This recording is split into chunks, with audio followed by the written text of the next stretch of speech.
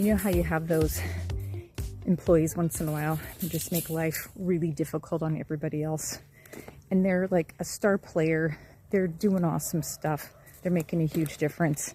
But they're just like a jerk, and they say unnecessary snide comments, or they'll attack people unnecessarily. Well,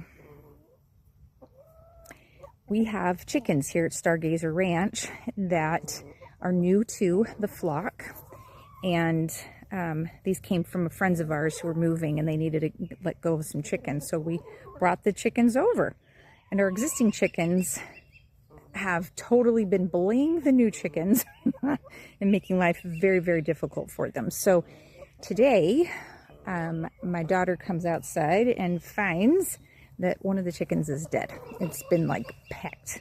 Like, because one thing that chickens do is they love to peck. Like when there's a little bit of blood or something like that, they'll just peck. They'll just attack them and stuff like that. And so anyhow, so the chicken's dead.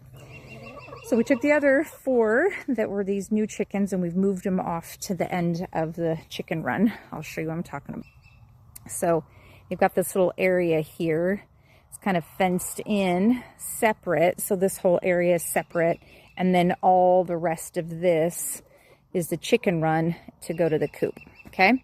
So we gave the new chickens a little space over here, so that way they could have a little area. So they're kind of like, you know, protected, if you will.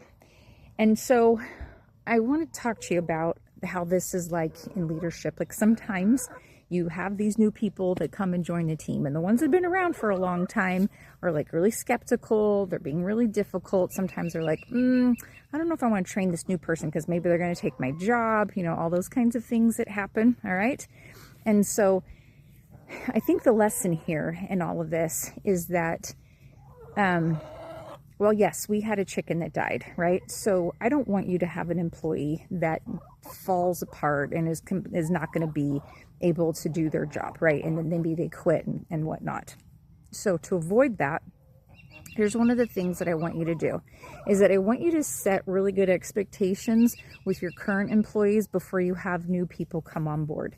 Doing this is really going to help you to be that leader that everyone wants to work for, because your existing people are going to feel more seen and heard and trusted, and they're going to feel like, okay, even though there's new people coming in, I've been around for a while and my boss sees me and they know me, right?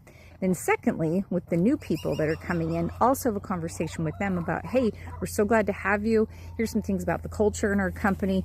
I mean, hopefully you don't have the culture of employees pecking at each other, right? Okay. But that whole phrase, the pecking order, is like a real thing, by the way. It's totally a real deal in chicken world.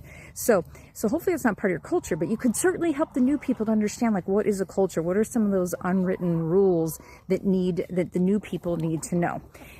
For example, for myself, years ago, I joined a company, and I didn't know this, but the manager hated the color red because the university that she was a big fan of, their color was blue, and the big competitive school to them, their color was red, so she hated everything red. So anytime we got a new package of like dry erase markers, the red ones were always thrown out.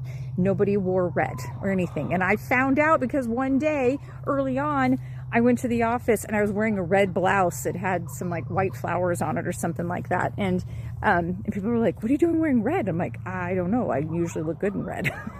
So, anyhow, it was one of those like unwritten things that wasn't shared with me. Okay. So, and I'm not saying like you're going to have little tidbit random stuff like that for your people that you need to tell them, but maybe there are certain things about the culture that would be very helpful for the new people, so they don't find themselves bullied. They don't find themselves marginalized. They don't find themselves put in the corner, so to speak, and bugged, right? So do yourself a favor. Make sure you plan to have these conversations before the new people come in. But remember, do it with the people who are already existing, okay? And then also with the new people separately, so that way you can help set some expectations. You won't be in a situation where you have to separate the chickens, okay? Where you have to separate your employees. Hopefully you don't have to have that kind of happen. So good luck with that, and I wish you all the best when it comes to you becoming the leader that everyone wants to work for. And if you need help with more of that, please let me know so that I can help you to become that stronger leader, because stronger leaders have stronger teams.